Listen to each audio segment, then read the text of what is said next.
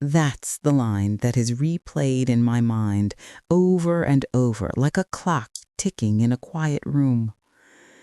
And every time it echoes, I still feel that same coldness wash over me, the heaviness in my chest, the dryness in my throat, the kind of dread you can taste. But that moment didn't start with fear or suspicion. It started with something much simpler, something innocent. It started with a baby's cry. I remember standing in my kitchen that morning, stirring the pot of oatmeal with one hand and tapping the wooden spoon against the rim with the other, the way I always do when I'm thinking of my son. Malik had been tired lately, worn down in a way only young fathers know. I thought about calling him just to check in, just to hear his voice, but I stopped myself. He and his wife Amina were still newly married, still figuring things out, still learning to create their own world without me hovering around the edges. So I gave them space. That's the line that has replayed in my mind over and over, like a clock ticking in a quiet room. And every time it echoes, I still feel that same coldness wash over me, the heaviness in my chest, the dryness in my throat, the kind of dread you can taste. But that moment didn't start with fear or suspicion. It started with something much simpler, something innocent. It started with a baby's cry. I remember standing in my kitchen that morning, stirring the pot of oatmeal with one hand and tapping the wooden spoon against the rim with the other, the way I always do when I'm thinking of my son. Malik had been tired lately, worn down in a way only young fathers know. I thought about calling him, just to check in, just to hear his voice. But I stopped myself. He and his wife, Amina, were still newly married, still figuring things out, still learning to create their own world without me hovering around the edges. So I gave them space, or at least I tried to, until Amina showed up at my door. She didn't knock loudly. She rarely does. Instead, she tapped the door lightly, 3 soft taps, as if she was unsure whether I'd even want to open it. When I pulled the door open, she was standing there with the baby on her hip, her hair tied back in a messy bun, her eyes rimmed with exhaustion. "Auntie, can you please watch him for a few hours?" she whispered. I always wondered why she called me auntie instead of mama, the way most daughters-in-law do around here. She never said it directly, but I always sensed a distance between us, a thin, invisible wall built with careful politeness. I nodded anyway. Of course, bring him in. The baby, sweet little Issa, was bundled in a soft mitten green blanket, his tiny fists poking out as he squirmed. He let out a small whine, not a full cry, just the kind of sound newborns make when they're not sure if they want attention or milk or warmth. Issa shifted him to her other hip. "I just need to run some errands. Nothing major. I'll be back by 1. She didn't meet my eyes when she said it. I noticed that. I noticed it, and I tucked that observation away like a loose thread I didn't want to pull on just yet. I told her, "Take your time. He'll be safe with me." Issa nodded quickly, too quickly, then placed the baby bag on my sofa and headed out before I could ask another question. She never even kissed the baby's forehead, which struck me as odd, because even on her bad days, Amina was a gentle mother. The door closed behind her with a soft thud. And then it was just me and Issa. For a few minutes, I simply stood there holding him, breathing in the warm, powdery smell of his skin, the smell only babies have. He curled into my chest, settling instantly as if he remembered me, as if he trusted me in a way that made my heart swell. I walked him gently through the living room, humming a tune my own mother used to sing to Malik when he was small. The house felt peaceful, the kind of peace that settles into your bones. I didn't know then that this peace was only the calm before the storm. Normal life setup begins. My home is small, not tiny, but lived in, warm, familiar. The kind of place where the couch cushions always sink in the middle and the smell of chai never fully leaves the air. I've lived here for almost 15 years, since my husband passed and Malik was just a lanky teenager navigating grief in that brooding, quiet way boys do. We made this house work. We made it a home. And when Malik married Amina 2 years ago, I truly believed that our family was expanding in love. I thought the silence between us was the kind that slowly softens over time. But these days, Malik didn't visit as much. Their home was only 20 minutes away, but he always had excuses: work, the baby, errands, late nights. And whenever I called, Amina would answer with the same tight politeness. "We're fine, Auntie. Maybe next weekend."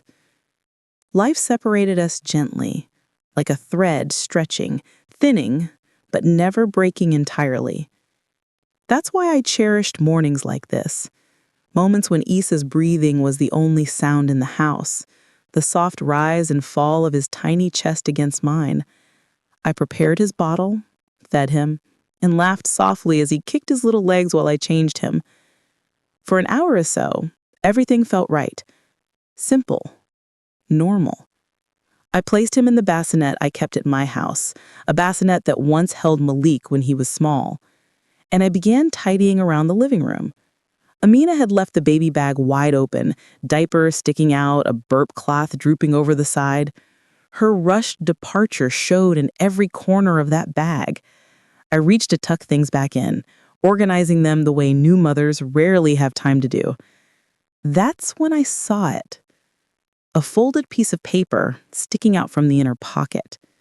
It wasn't just any paper. It was official, stamped, clean, and crisp. Hospital paper. My heart skipped. I didn't intend to pry. Truly, I didn't.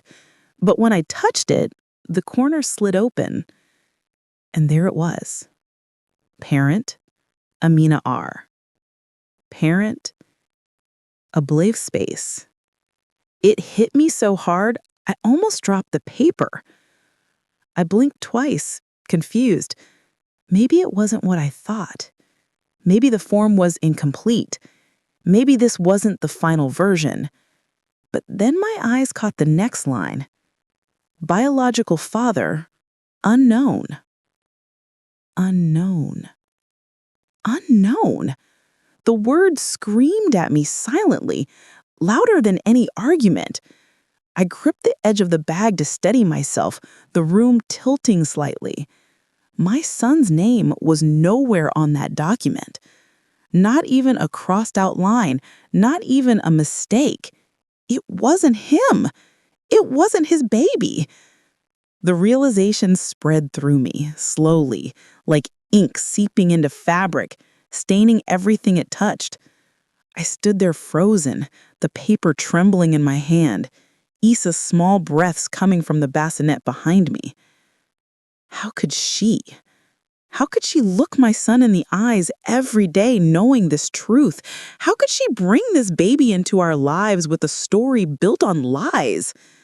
I sank onto the couch staring at the birth certificate as if the words might change if I read them long enough. But they didn't. They stayed the same. Biological father. Unknown. Unknown, but known to her. She knew.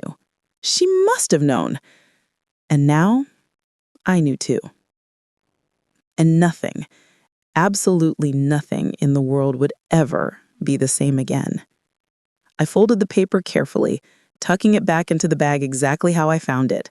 My hands were shaking, my breathing uneven, my heart torn between anger, fear, and a strange sadness I couldn't name. Behind me, Issa whimpered softly. I turned and looked at him, innocent, tiny, unaware of the storm he had been born into. I whispered, "It's not your fault, baby. None of this is your fault." But even as I said the words, one question began forming in my mind, a question so heavy it nearly suffocated me. I do tell my son the truth, or do I protect this child who never asked to be part of a lie? I didn't have the answer yet. But the truth had already begun unraveling my life. I didn't realize how tightly I had been holding my breath until the front door finally clicked shut behind my mother-in-law. The house grew quiet again, the kind of quiet that only happens after visitors leave, when the walls still hum with leftover tension. I looked down at my grandson, still sleeping peacefully in my arms. That tiny face, so calm, so unaware of the chaos adults can create around him. For a moment, I just stood there, listening to the soft rhythm of his breaths, and slowly the swirl of emotions inside me began to settle. I whispered to him, barely louder than a sigh, "Don't you worry about anything they say, my child. You are perfect, just as you are." But the truth was, her words did bother me. They weren't just an offhand comment.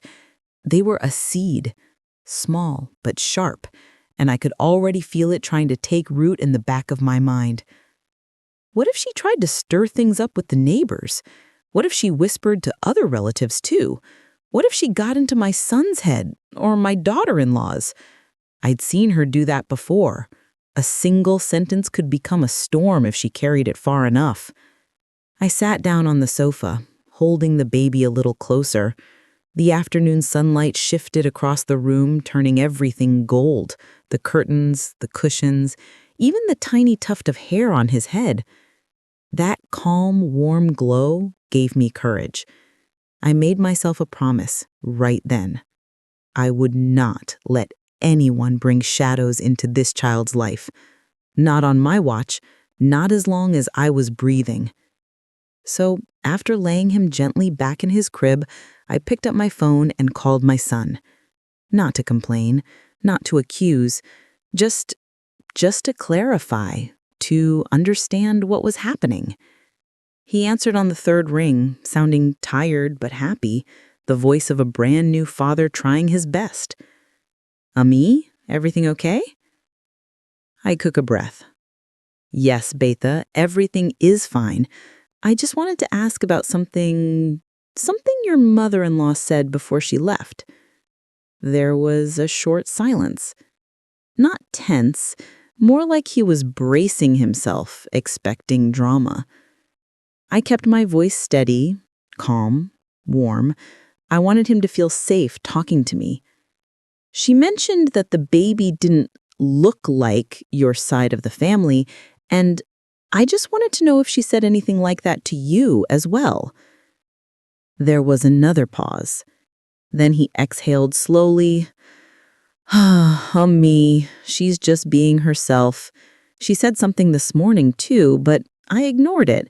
I know my son, I know my wife, and I know you had nothing to worry about." His voice carried quiet confidence, the kind that instantly eased the knot in my chest. I closed my eyes, grateful. Sometimes your children grow up in ways that surprise you, not in loud, flashy ways, but in small, steady ones, like how they handled difficult conversations with grace you never taught them. I smiled. "Thank you, Betha."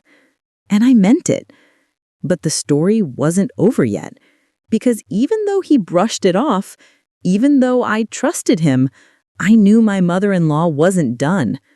People like her rarely stop after the first whisper, and I could feel it deep in my bones that another storm was coming, a bigger one. And this time, it wouldn't be about the baby's looks. It would be about the family.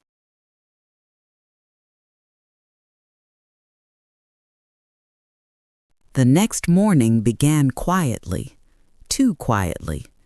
The kind of quiet that feels like the air is waiting for something to happen. I was in the kitchen preparing tea when my phone vibrated on the counter. A message from my daughter-in-law. Just 5 words. Can you come over today?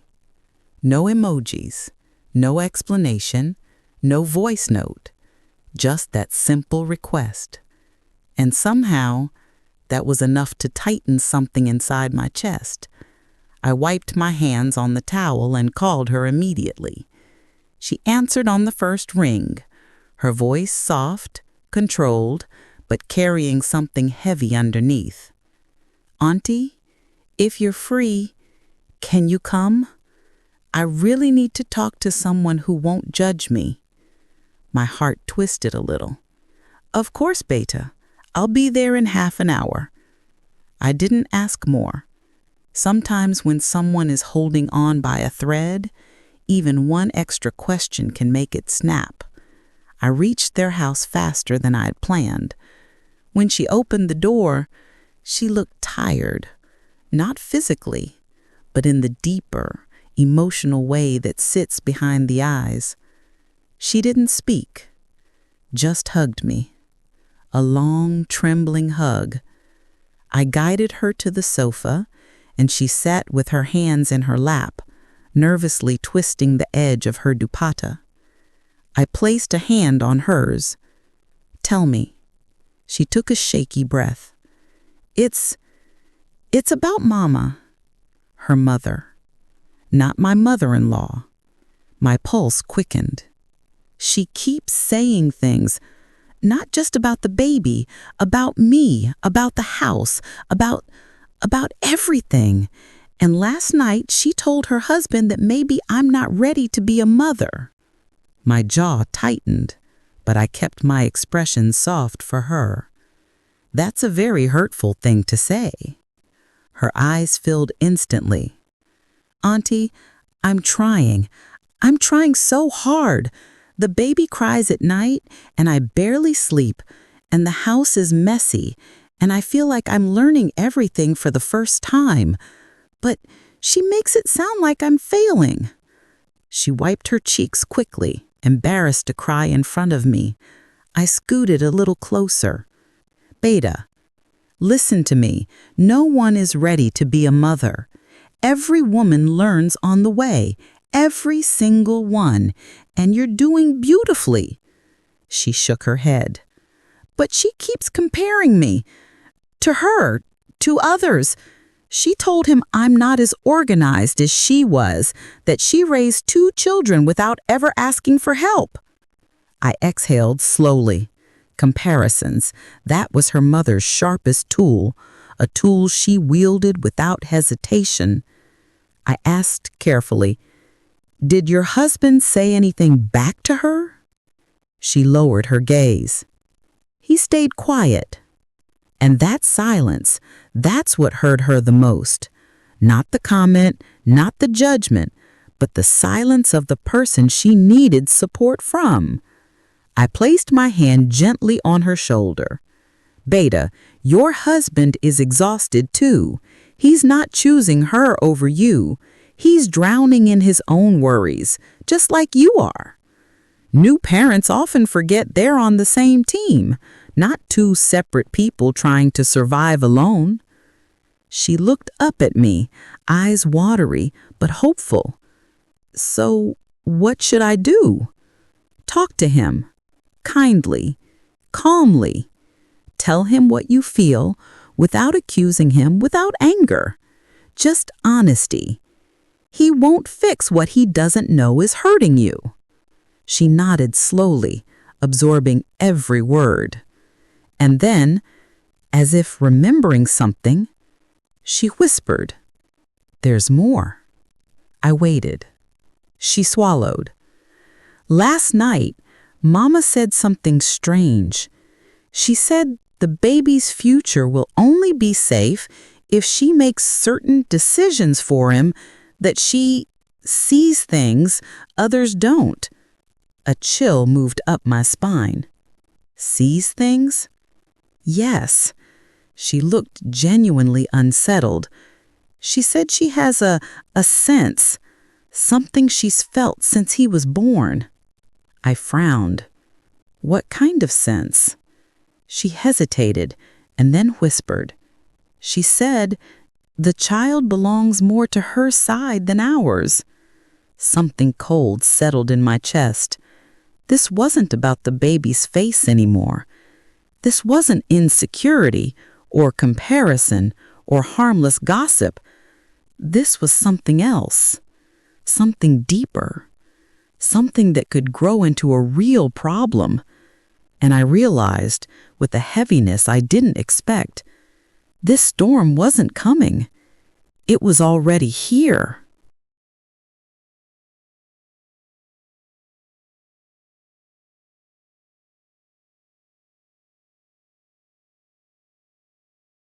For a long moment, I didn't speak. Her words echoed in the room, settling between us like an unwelcome draft. The child belongs more to her side than ours. Every instinct in me reacted, quietly but firmly, because statements like that, they don't come out of nowhere. They come from a place of ownership, possession, secrets. And secrets in a family always find their way to the surface. I took a slow breath and kept my voice steady. "What do you think she meant, Beta?" My daughter-in-law looked down at her hands. I don't know," she whispered.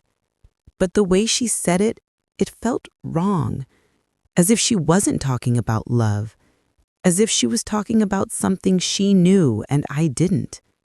Her fingers trembled slightly. And this isn't the first time. She keeps saying things like, "Some truths always find their way home," or "blood never hides forever." Auntie, it scares me. The room felt heavier. Not traumatic, not explosive, just heavy.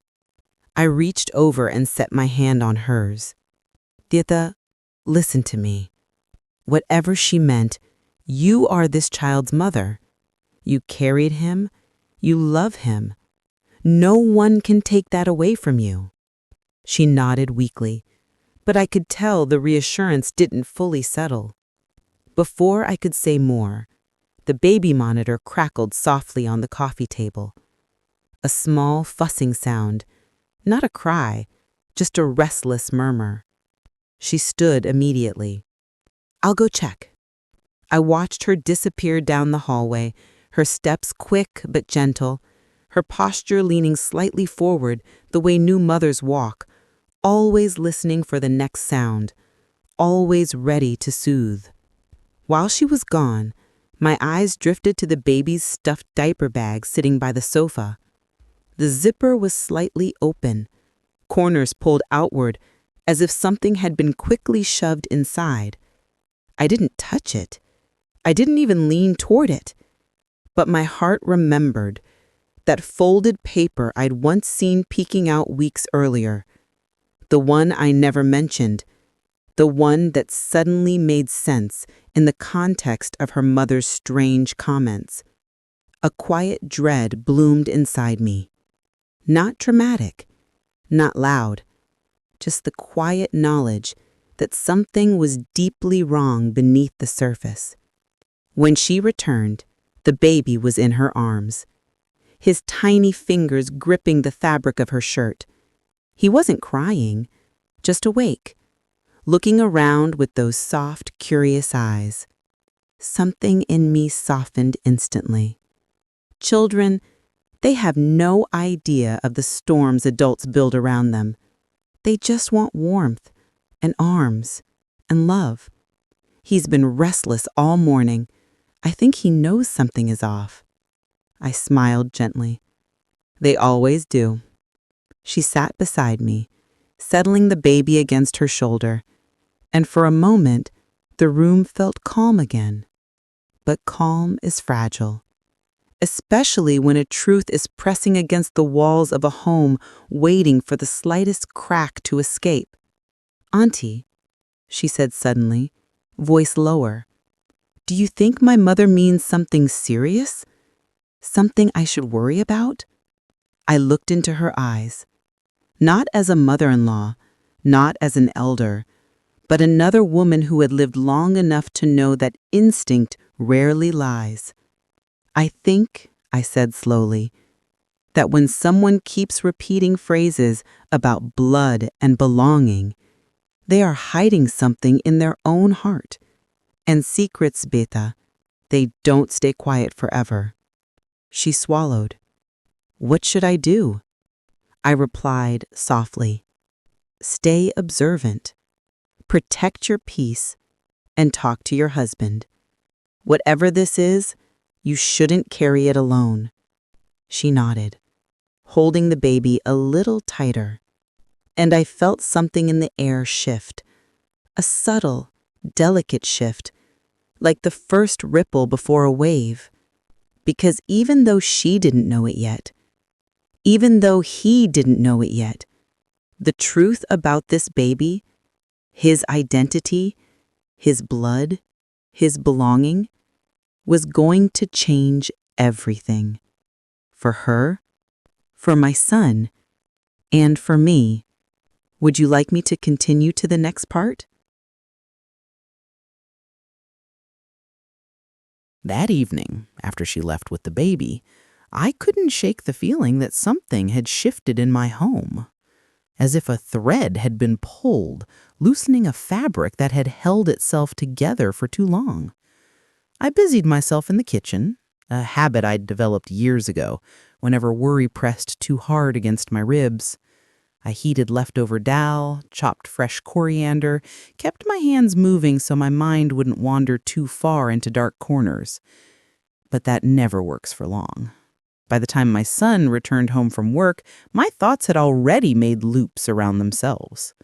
He walked in with the tired smile he carried every evening, the kind that tried to reassure me even when he was exhausted. "I'm me," he called out, setting his keys in the small bowl near the door. "Where's everyone?" I replied, "Your wife went home. The baby was restless."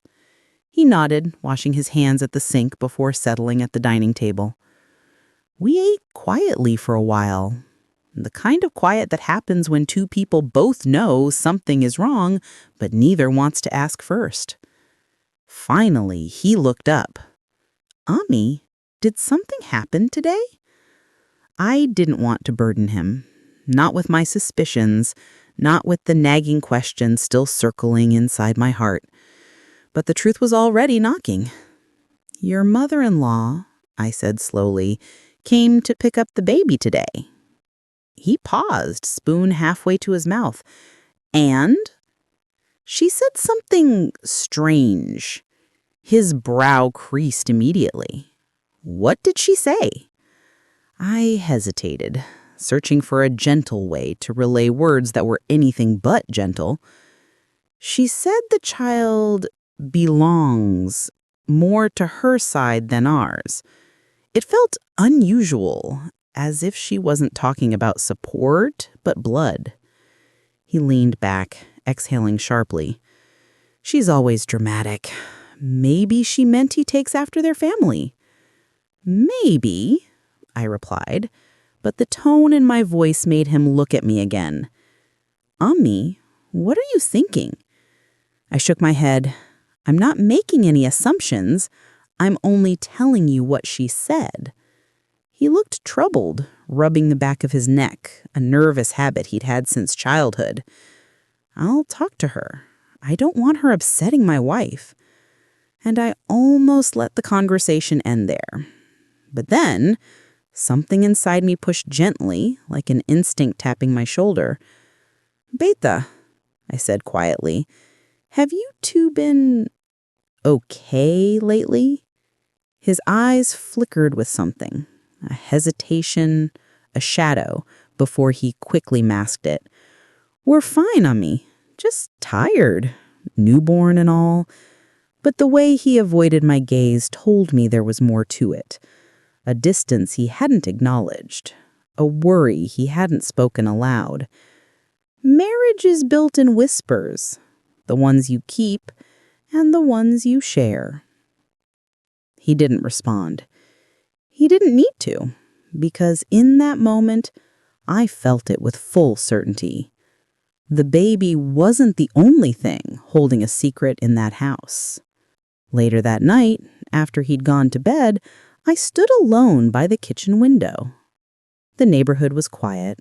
Only the occasional bark of a stray dog or the hum of a faraway motorcycle breaking the stillness. A single streetlight flickered near the gate, casting long shadows across the road. I wrapped my shawl tighter around my shoulders, the cool air brushing my arms. And that's when my phone buzzed. A message from my daughter-in-law. "Auntie, I need to talk to you tomorrow. Please don't tell anyone, not even him. It's important." I stared at the screen, my heart tightening. It wasn't the words that scared me. It was the desperation behind them. She wasn't asking for advice. She wasn't asking for help with the baby. She was asking for secrecy, something she had never asked me before. For a long moment, I didn't move. The streetlight outside buzzed softly, illuminating the edge of my window, and in my chest, I felt it. The moment right before the truth breaks open. The fragile stillness before a storm. Would you like me to continue to the next part? Continuation of the story. I barely slept that night. Every time I closed my eyes, my mind replayed her message. Please don't tell anyone, not even him. Secrets whispered in the dark, half wait. You feel them in your bones before you ever hear them out loud. And this one felt heavy enough to reshape an entire family. The next morning, I woke before sunrise. The world outside was still quiet, that soft blue haze before morning fully arrives. I made chai, letting the steam rise against my face, hoping it would clear the fog in my mind. By 10 a.m., my daughter-in-law arrived. She looked tired. Not the tiredness of a new mother, but the tiredness of someone carrying fear in her chest. She stood at my doorway holding the baby, her eyes rimmed with sleeplessness. "Auntie, can we talk?" "Of course, Beta, come in." I took the baby from her arms. He snuggled into my shoulder instantly, warm and innocent, unaware that the adults around him were stepping onto a fragile path. She sat down slowly, smoothing her dupatta over her lap. Her hands kept twisting the edge, a nervous motion she didn't seem to realize she was doing. When she finally spoke, her voice shook. "Auntie, I'm scared." I sat beside her, keeping my voice steady. "Whatever it is, talk to me. There's no judgment here." She nodded, tears gathering at the corners of her eyes. Then she reached into her purse, but not for a tissue, not for her phone. She pulled out a folded document. My heart sank. I didn't need to see the words yet. I already recognized the look on her face. I had seen it in many women before. Women who realized they were standing at the edge of a truth they could no longer outrun. She placed the paper gently on the table, as though it might crumble if handled wrong. "I didn't want you to find out accidentally, and I didn't want it to come from someone else." My throat tightened. Slowly, carefully, I unfolded the paper. It was a copy of the baby's hospital registration form. I scanned it, and there it was. The father's name. Not my son's. My hand trembled, not wildly, not dramatically, just enough. She covered her face with her hands, her voice breaking. "Auntie, please, let me explain."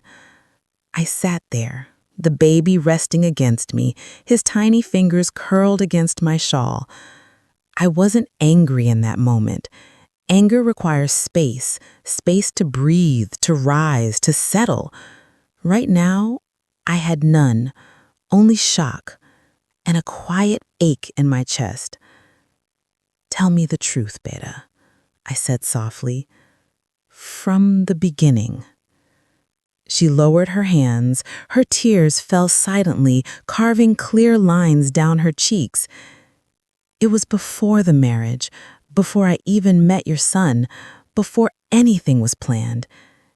It was a mistake, Auntie, a horrible, complicated mistake from my past. She swallowed hard. I thought it was over. I thought I'd left it behind, but then I found out I was pregnant. The world seemed to still for a moment. I didn't interrupt. Her voice needed to move at its own pace. She continued, "My mother made me hide it. She said if anyone knew, no one would marry me, no one would accept me. She forced me into silence." A quiet heaviness settled between us. "And your marriage to my son?" I asked, my voice barely above a whisper. She nodded, shame thick in her eyes. "It was arranged, fast. My mother insisted I keep everything hidden until after the wedding. I wanted to tell him, Auntie, I swear I did. But every time I tried, something stopped me." Her hands trembled. "And when the baby came, your son loved him so much. I didn't have the courage anymore. I kept telling myself I'd tell him eventually, but the longer I waited, the harder it became." I sat in silence, holding the baby closer without even realizing it.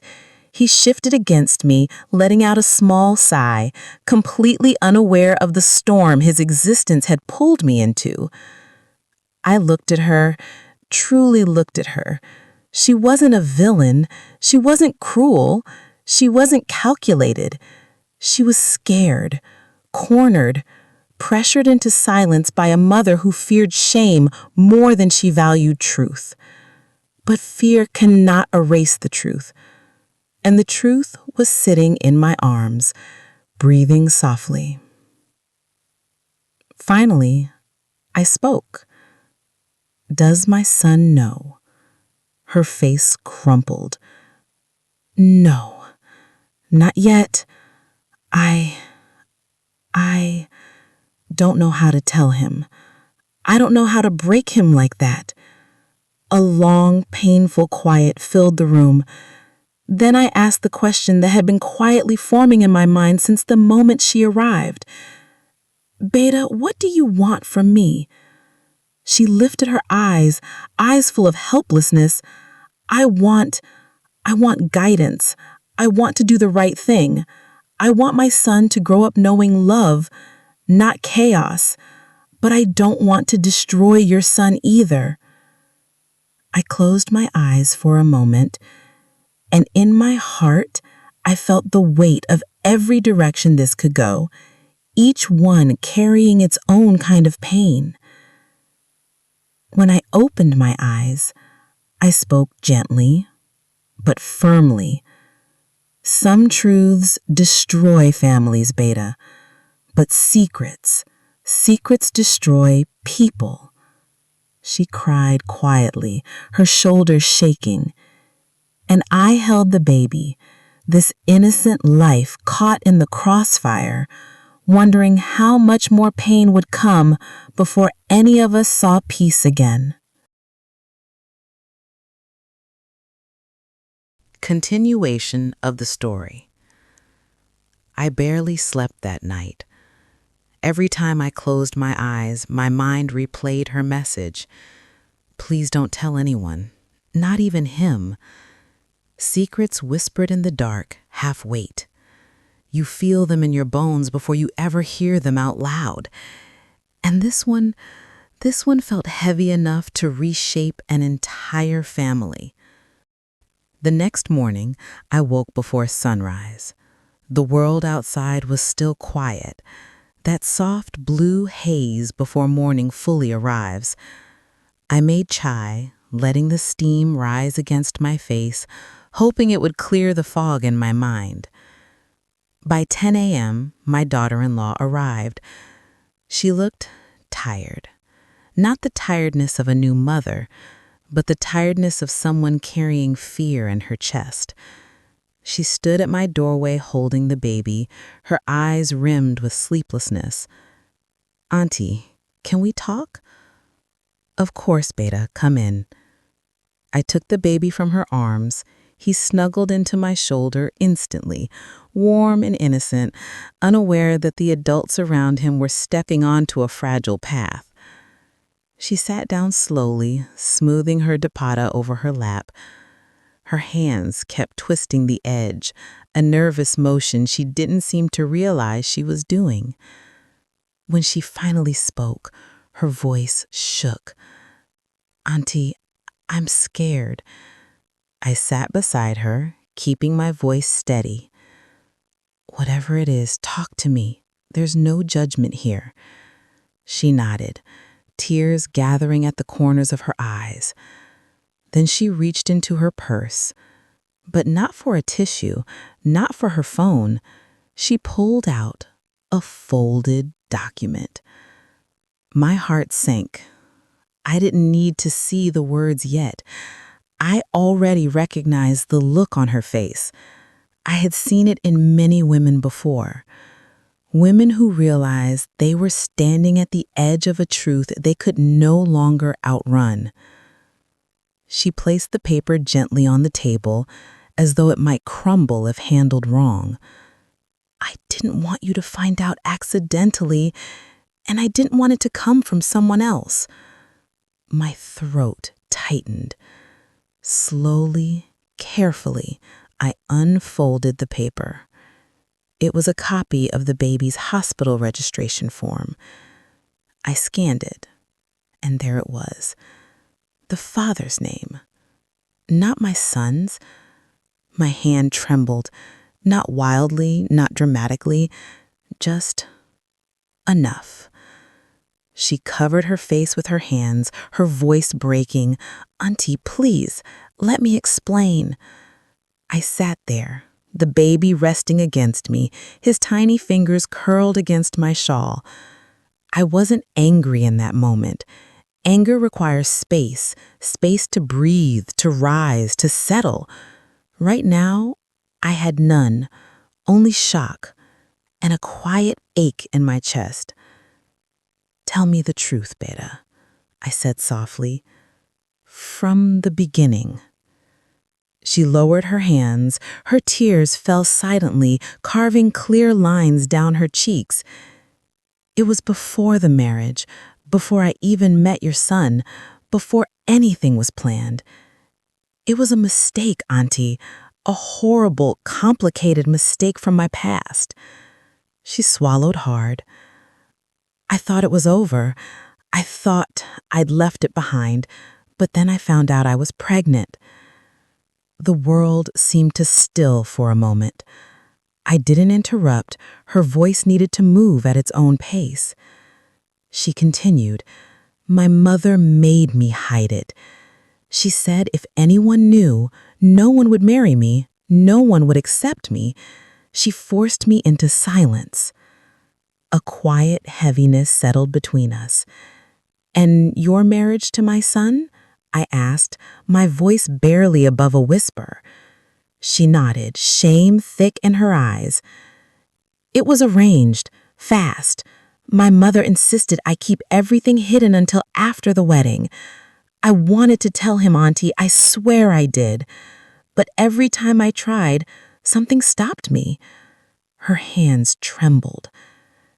"And when the baby came, your son loved him so much. I didn't have the courage anymore. I kept telling myself I'd tell him eventually, but the longer I waited, the harder it became." I sat in silence, holding the baby closer without even realizing it. He shifted against me, letting out a small sigh, completely unaware of the storm his existence had pulled me into. I looked at her, truly looked at her. She wasn't a villain. She wasn't cruel. She wasn't calculated. She was scared, cornered, pressured into silence by a mother who feared shame more than she valued truth. But fear cannot erase the truth. And the truth was sitting in my arms, breathing softly. Finally, I spoke. "Does my son know?" Her face crumpled. "No, not yet. I don't know how to tell him. I don't know how to break him like that." A long, painful quiet filled the room. Then I asked the question that had been quietly forming in my mind since the moment she arrived. "Beta, what do you want from me?" She lifted her eyes full of helplessness. I want guidance. I want to do the right thing. I want my son to grow up knowing love, not chaos. But I don't want to destroy your son either." I closed my eyes for a moment, and in my heart, I felt the weight of every direction this could go, each one carrying its own kind of pain. When I opened my eyes, I spoke gently, but firmly. "Some truths destroy families, Beta, but secrets destroy people." She cried quietly, her shoulders shaking. And I held the baby, this innocent life caught in the crossfire, wondering how much more pain would come before any of us saw peace again. Continuation of the story. I asked her to stay for tea, not because the situation needed chai, but because she needed a moment to breathe, and I needed a moment to think. As the kettle warmed, the hush of the kitchen wrapped around us like a fragile blanket.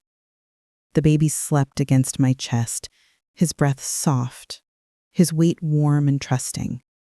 For a moment, I watched him, imagining my son holding this child with the same tenderness, the same pride.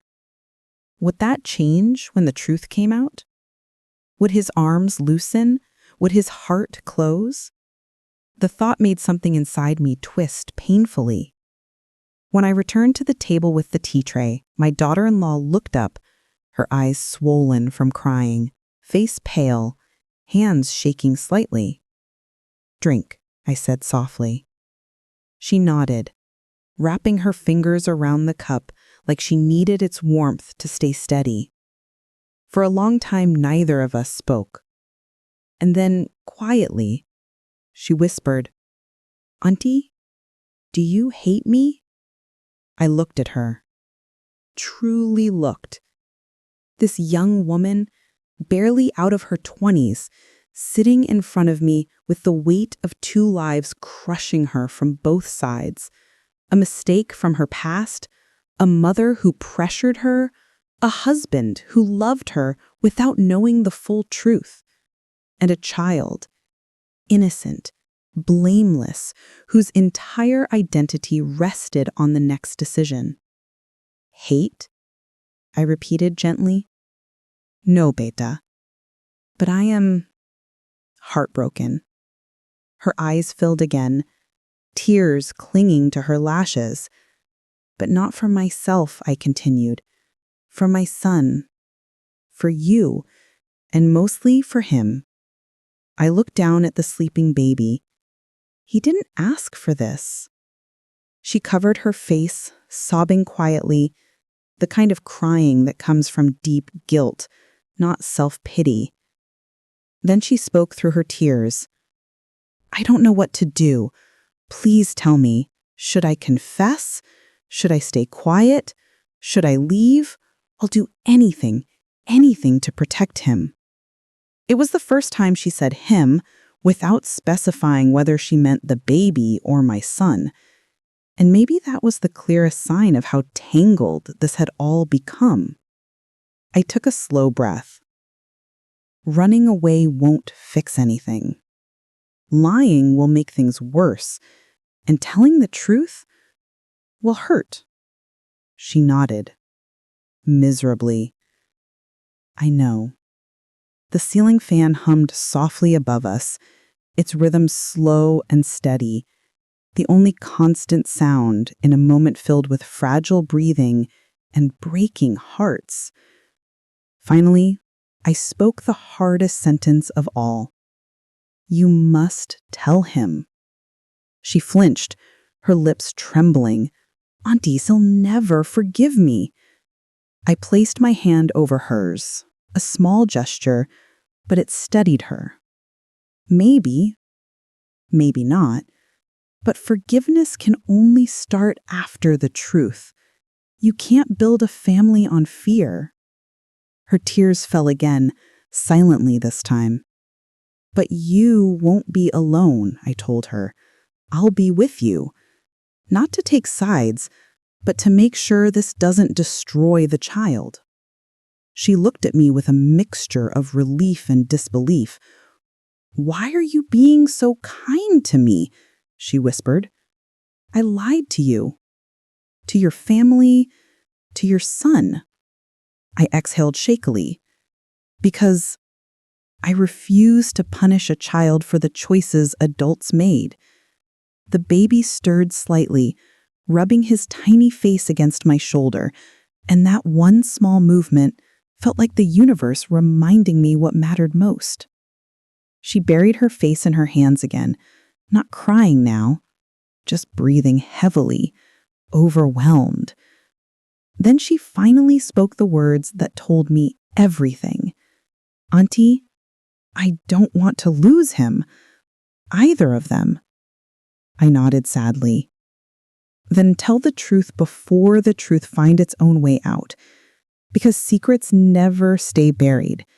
They grow roots, they crack walls, and when they finally surface, they break whatever they touch. We agreed she would tell him the next evening. I didn't push her to do it immediately, not because I wanted to give her more time, but because I needed a moment to prepare myself too. What would my son look like after hearing it? Would he break quietly? Would he rage? Would he crumble? Would he look at me differently for knowing the truth before he did? I didn't know, and that terrified me. Because a mother's heart is built from the fears she never speaks aloud. Before she left, she reached for the baby, but he clung to my shawl, refusing to let go. She hesitated, her face twisting with guilt. I'll take him, I said gently. Let him sleep a little longer. She nodded, touched his cheek, then walked slowly to the door. But just before stepping out, she turned back. Auntie, thank you. I didn't reply. Not because I didn't mean it, but because gratitude felt too small for the storm we were walking into. After she left, I held the baby close. And in the quiet of my living room, with sunlight filtering through the curtains and dust motes dancing in the stillness, I whispered to him, "Whatever happens, little one, I will not let you pay the price." He breathed softly against me, innocent, unaware, loved, even if he never carried my blood. That was the moment I realized something. This story wasn't just about betrayal. It was about responsibility, and the next day would change everything. For the next few days, the house felt strangely divided, like two seasons living under the same roof. On one side, there was spring, the soft rustling of baby blankets, the quiet giggles when my granddaughter's tiny fingers curled around ours, the smell of warm milk and powder. On the other side, there was winter, cold glances, whispered conversations, and a tension that settled into the walls like frost. My mother-in-law stopped making comments. But she didn't stop watching or doubting. I could feel it every time she looked at the baby, like she was searching for proof in the child's face. And even though my son tried his best to stay calm, there was a heaviness in his eyes that wasn't there before. The kind of heaviness a mother notices instantly. One evening, I found him sitting alone in the courtyard, elbows on his knees, staring at the ground. The sky above him was the color of ashes. I sat beside him quietly. He didn't look up. "Hummy, what if there's truth in what she's saying?" My heart squeezed. I wanted to tell him no.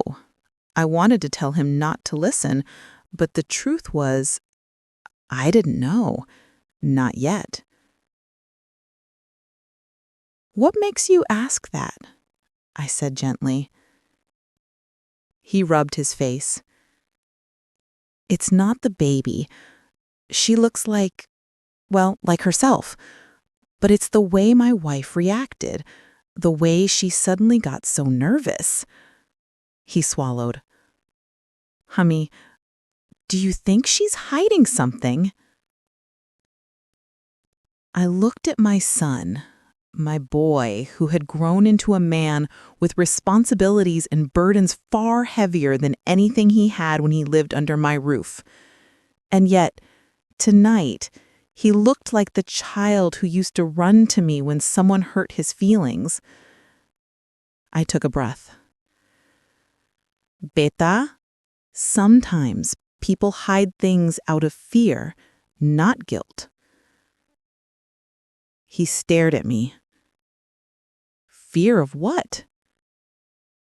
"Fear of losing the life they built, losing the people they love." I paused. "Losing you."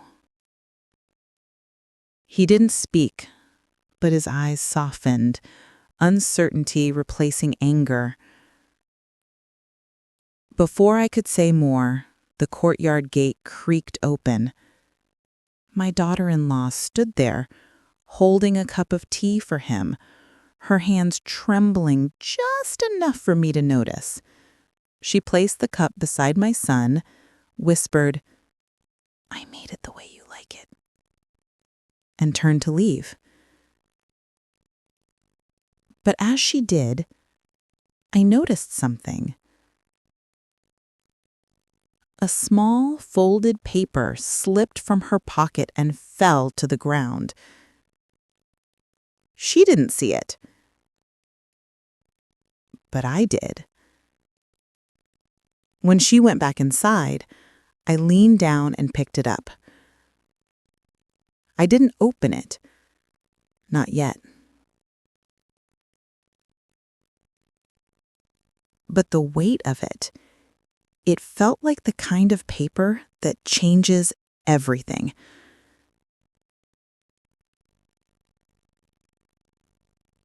Inside the house, my mother-in-law's voice carried faintly, humming a tune that sounded almost triumphant, as if she could sense that something was about to break.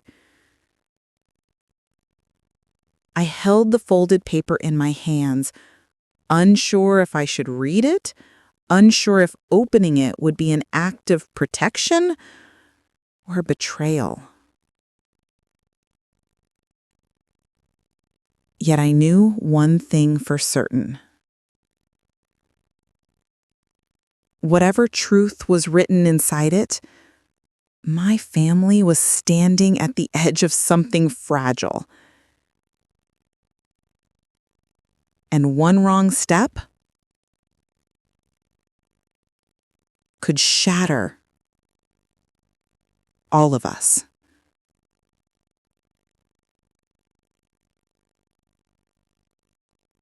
If you want, I can continue the next part or write a twist, reveal, confrontation, or new chapter.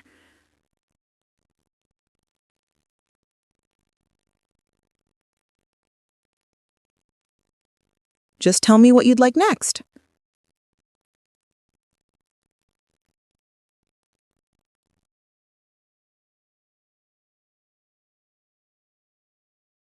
I didn't sleep much that night. The house was quiet, but my mind wasn't. Every time I closed my eyes, that letter floated back up in the darkness. The curves of her handwriting, the fear hiding between the lines. It told a story without telling everything. And sometimes that's even heavier. Just after Fajr, when the first pale light settled on the curtains, I heard movement in the kitchen. Soft, careful. Not my son. He walked heavy-footed like his father. And the baby wasn't awake yet. It was her, my daughter-in-law. I made my way to the doorway quietly.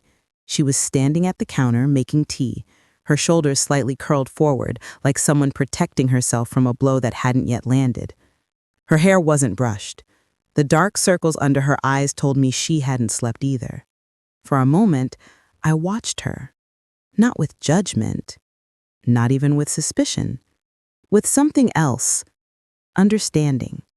People don't hide the truth for no reason. People hide because somewhere, somehow, they were taught that truth makes love disappear. I cleared my throat gently. She froze for a second. Then she turned, forcing a small smile. "Ummi, you're awake. I was just—" "I know," I said softly. "Come sit with me." Her eyes widened, just slightly, the way a child's do when they sense they might be found out. We sat at the small kitchen table, steam rising between us from the cups of chai. The morning light made her look younger, gentler, scared. For a long moment, neither of us spoke. Finally, I placed the folded letter on the table. Her breath caught so sharply, I almost reached over to steady her. She didn't touch it.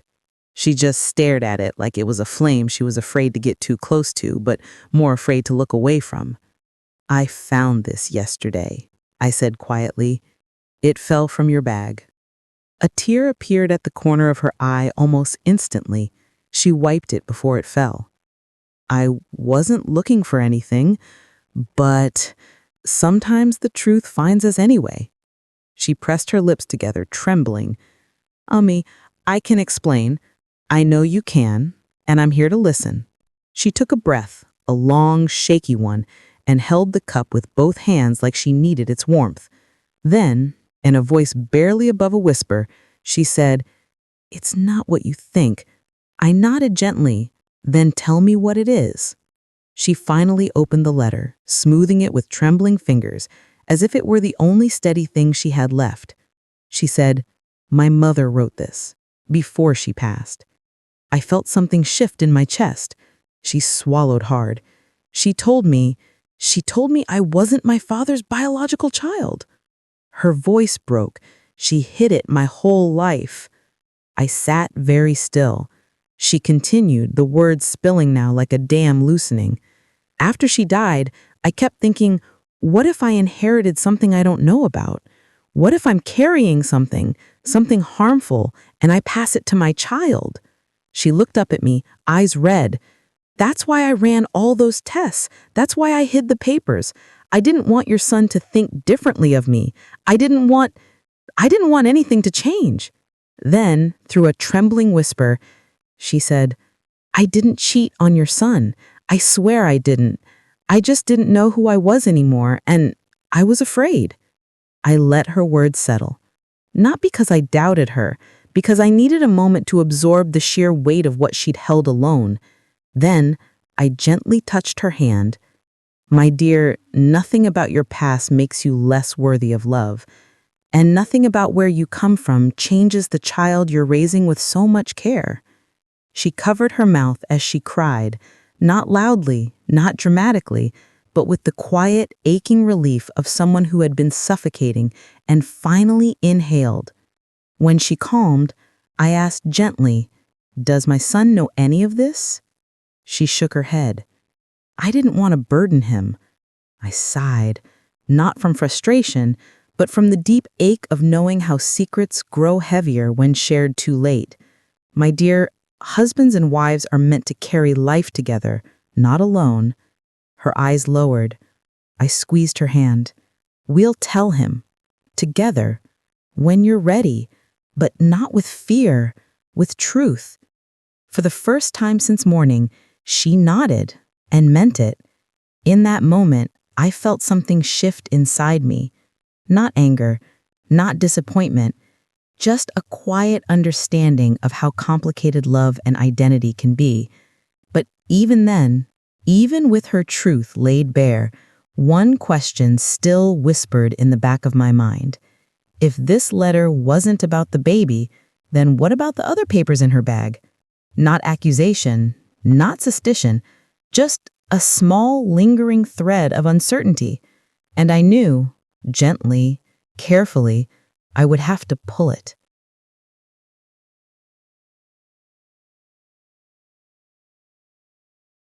The rest of the morning moved quietly, like everyone in the house was afraid to disturb the delicate balance we had found. My daughter-in-law stayed close to the baby, humming softly while folding tiny clothes. My son moved slower than usual, watching her with a mixture on worry and tenderness he didn't know how to name. And me? I moved through the house with the calm of someone who had carried many storms and learned how to stand in the middle of them without shaking. But even then, even with the peace we had found at the kitchen table, a small knot tugged at me. Not suspicion, not accusation, just curiosity. A gentle, persistent whisper that something else was sitting beneath the surface. It wasn't the letter. It was the other papers I had only glimpsed, the ones tucked behind the letter. Names, dates, a stamp I couldn't fully see. I didn't want to snoop. I didn't want to betray trust, but when a family is at stake, when a child's future hangs in the balance, a mother's heart does not sit still. Later that afternoon, while my daughter-in-law put the baby down for a nap, I walked to my son's room. He was sitting on the edge of the bed and elbows on his knees, staring at the floor like he was listening to a question he didn't yet know how to answer. "Beta," I said softly. He looked up immediately. "Ami, is everything okay?" "Yes," I said, "but we need to talk." He straightened, nervous. "About her?" "No." I sat beside him. "About both of you." He exhaled, rubbing his palms together. "I don't want to lose her, Ami. I know she hides things sometimes, but I don't think she means harm. She doesn't. Not harm, but she carries pain, the kind she didn't ask for." He nodded, eyes softening. "And you," I continued gently, "carry fear, the kind that grows when things don't make sense." He didn't deny it. He couldn't. After a moment, I placed my hand on his knee. "Beta, truth doesn't break families. Silence does." His eyes glistened, but he blinked the tears away quickly, almost shyly. "Ami, should we ask her about the baby's papers?" His voice cracked on the last word. I placed a hand on his shoulder.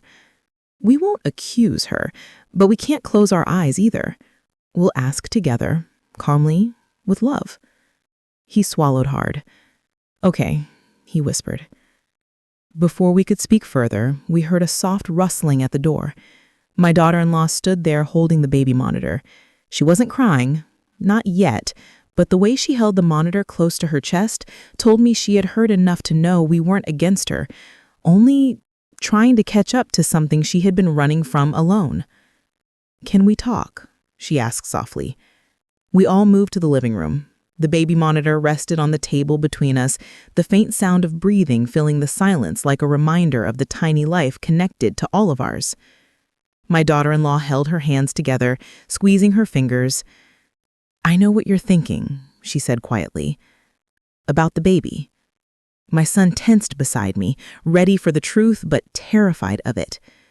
Then she reached into her bag, slowly, deliberately, and pulled out a small stack of papers. Not messy, not hidden, just protected. She placed them on the table. "These are the documents from when he was born. You can look."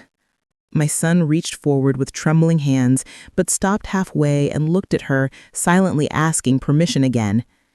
She nodded.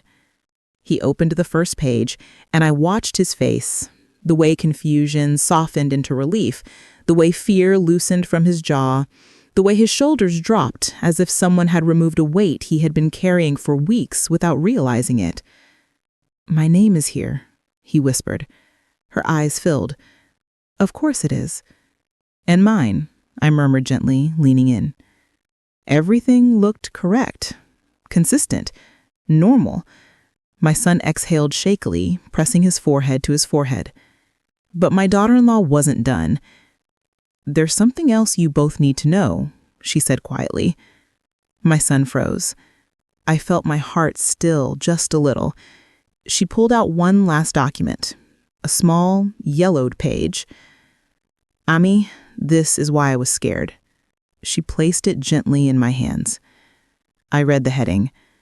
My breath caught, not in shock, not in anger, but in understanding. It wasn't about cheating. It wasn't about betrayal. It was a legal guardianship paper, the kind issued when a mother gives birth under critical conditions, the kind that meant she was alone at the hospital. Very alone. She whispered, voice trembling. "I almost didn't make it after delivery. They made me sign these before they took me in. I didn't know if I would wake up again. I signed everything just to make sure he'd be safe, even if I wasn't." A silence fell in the room. Not heavy. Tender, painful, but in the way truth often is. My son covered his mouth, horrified that she had gone through that alone. "My God," he whispered, "why didn't you tell me?" "Because," she cried softly, "I didn't want you to think I was weak or broken or a burden." He reached for her instantly. So did I. In that moment, the fear in the house dissolved, not with dramatic declarations, not with shouting, not with accusations. It dissolved with truth, and truth spoken gently enough not to break anything. But as they held each other, as the room filled with soft tears and quiet forgiveness, another thought surfaced in my mind. A small one, a gentle one, but persistent.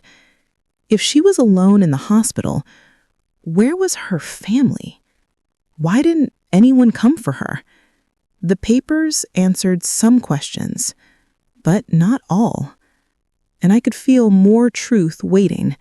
Not dark, not dangerous, just untold. And I knew I wasn't finished uncovering the full story. Not yet.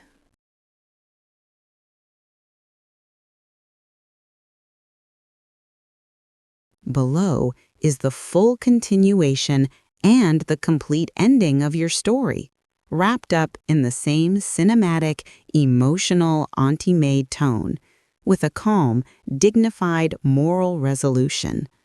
I will take the story from where we left off and bring it to its natural closure, including the healing phase and the final consequences. After this, if you want the audience reflection CTA closing paragraph, just say, "Write the closing reflection." For the rest of that afternoon, the house stayed quiet.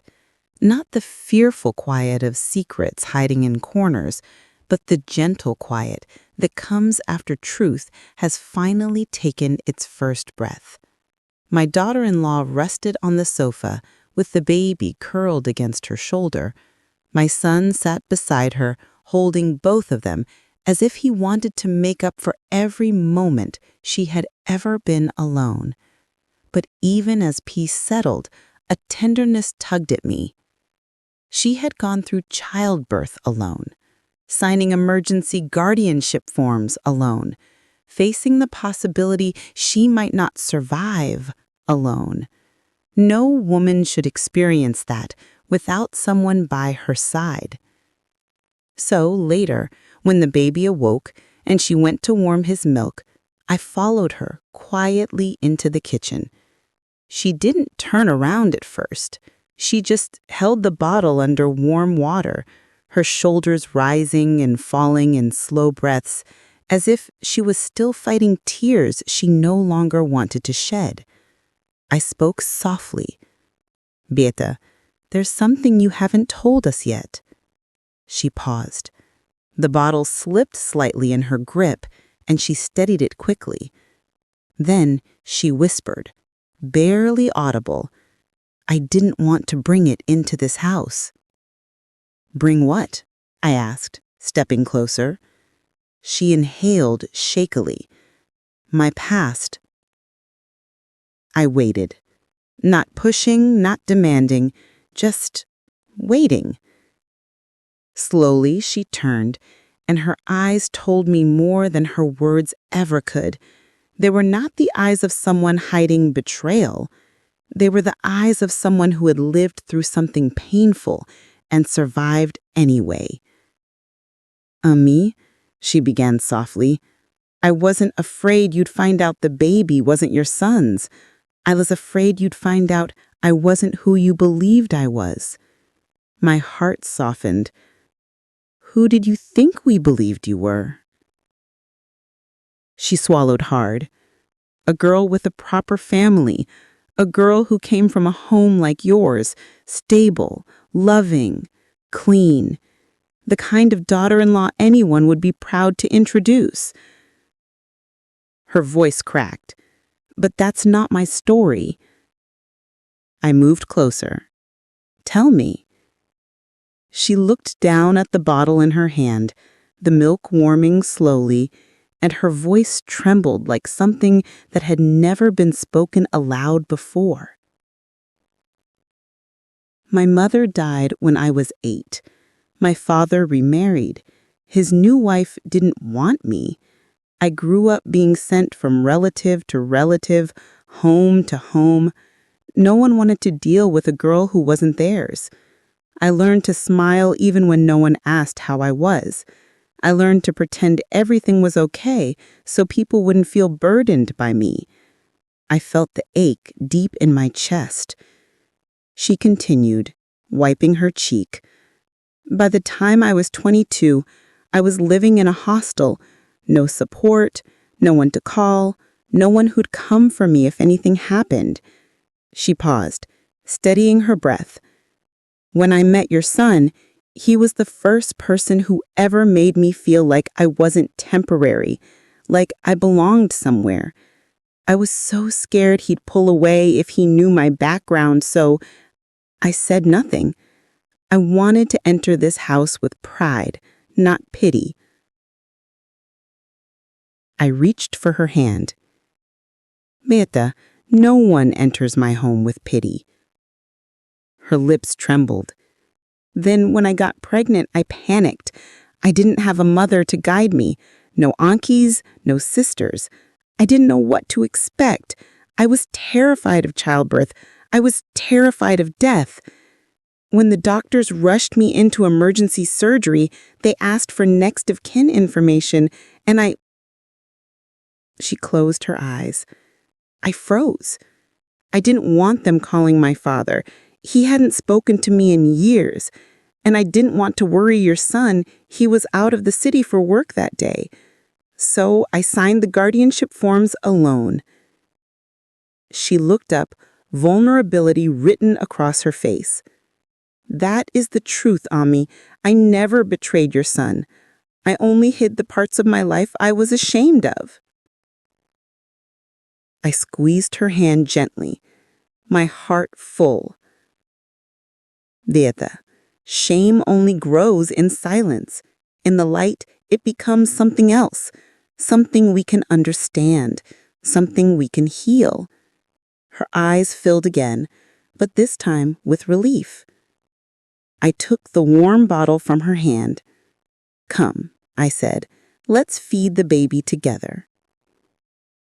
We walked back into the living room.